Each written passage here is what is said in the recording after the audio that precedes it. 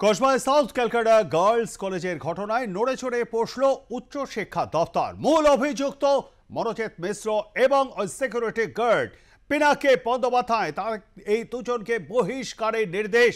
এর পাশাপাশি বরখাস্তের নির্দেশ দুই ছাত্র ওই কলেজের যে দুই পড়ুয়া জয়েব আহমেদ এবং প্রমিত মুখোপাধ্যায়কে।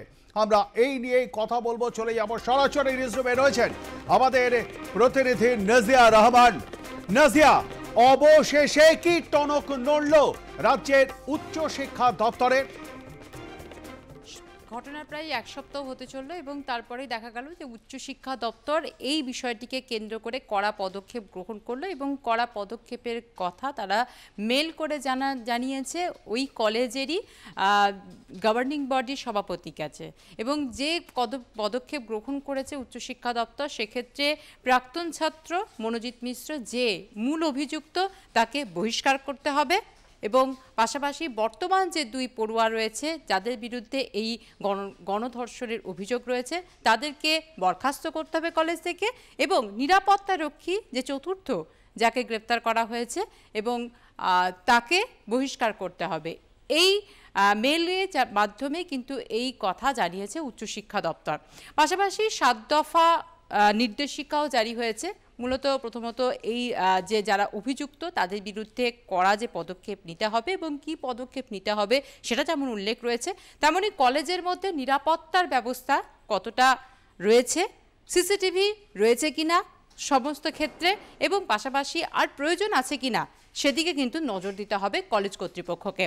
পাশাপাশি যে দিকগুলো নজর দিতে হবে যে বহিরাগত যাতে না আসে কলেজের মধ্যে সেদিকে কিন্তু কড়া পদক্ষেপ গ্রহণ করতে হবে।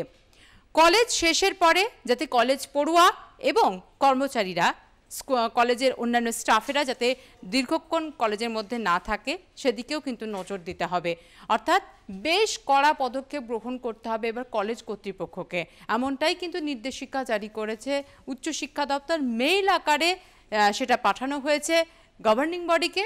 দ্রুত কয়েকদিনের মধ্যে গভর্নিং বডিকে এ নিয়ে বৈঠকে বসতে হবে এবং এই বিষয়ে তাদেরকে সিদ্ধান্ত নিতে হবে যাতে কলেজের নিরাপত্তা বিঘ্নিত না হয়, কলেজে সিসিটিভির আর প্রয়োজন আছে কিনা এবং যারা অভিযুক্ত তাদের বিরুদ্ধে যে বরখাস্ত করার কথা বলা হয়েছে সেদিকে তাদের বিষয়টিকে নিয়ে আলোকপাত করতে হবে। পাশাপাশি যে প্রাক্তন ছাত্র মনোজিৎ মিশ্র যে মূল অভিযুক্ত তাকে বহিষ্কার করতে হবে এবং যে নিরাপত্তা রক্ষী ছিল তাকেও বহিষ্কার করতে হবে। এই কড়া নির্দেশ কিন্তু দেওয়া হয়েছে কলেজকে এবং উচ্চশিক্ষা দপ্তরের কাছে। একদমই তাই। ধন্যবাদ আমাদের সঙ্গে থাকবার জন্য।